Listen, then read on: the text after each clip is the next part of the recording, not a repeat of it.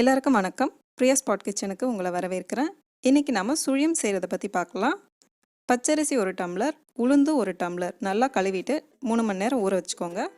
பூரணத்துக்கு இன்றைக்கி நான் பச்சை பயிறு எடுத்திருக்கேன். 3 டம்ளர் பச்சை பயிரை நல்லா தண்ணியில் கழுவிட்டு பாதி அளவு தண்ணி ஊற்றி 6 விசில் விட்டு எடுத்து வச்சுக்கோங்க. நான் இதை ஊற வைக்கல, டைரெக்டாக அப்படியே வேக வச்சுட்டேன். பாருங்கள், நல்லாவே வெந்து வந்திருக்கு. ஒருவேளை உங்களுக்கு தண்ணி அதிகமாக இருந்துச்சுன்னா அதை ஃபில்ட்ரு பண்ணி எடுத்துருங்க. பச்சை பயிறு வேக வைக்கும்போது நான் கொஞ்சமாக உப்பு சேர்த்துருக்கேன்.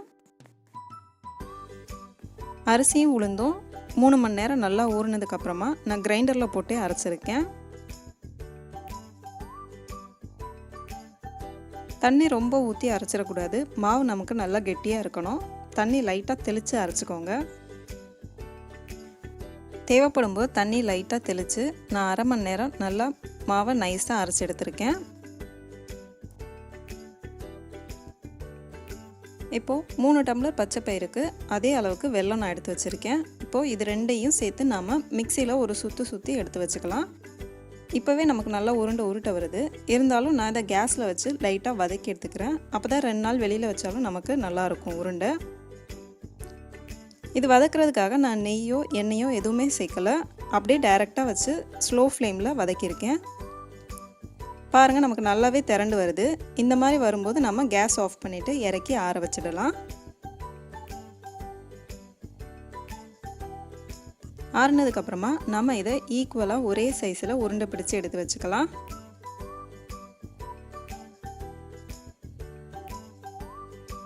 அரைச்சி வச்ச மாவில் நான் 1.25 ஸ்பூன் அளவுக்கு மிளகாய்த்தூள் சேர்த்துருக்கேன்.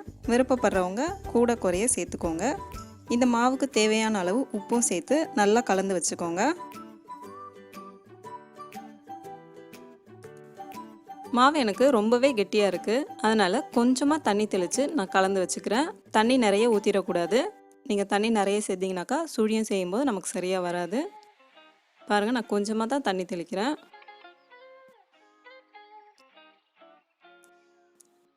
இந்த கன்சிஸ்டன்சியில் பேட்டர் இருக்கணும். அப்போ தான் நமக்கு சுழியம் நல்லாயிருக்கும்.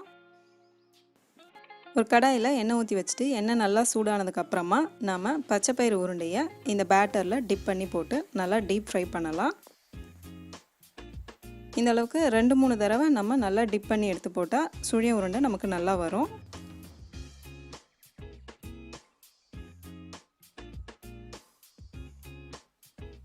பேட்டர் நமக்கு ரொம்பவே சாஃப்டாக இருக்கிறதுனால இதை கரண்டி வச்சுலாம் நம்ம தள்ளி விடக்கூடாது. லைட்டாக ஒரு இரும்பு கம்பி வச்சு மெதுவாக தள்ளி விடுங்க.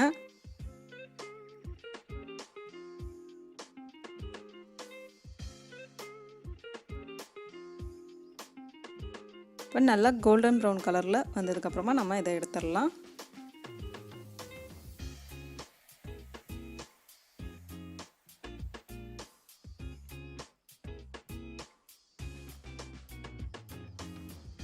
மைதா மாவு சேர்க்காம பேட்டருக்கு பச்சரிசியும் உளுத்தம்பருப்பையும் மட்டும் சேர்த்து ரொம்பவே ஹெல்த்தியான சுழியம் உருண்டை ரெடி ஆயிடுச்சு நமக்கு.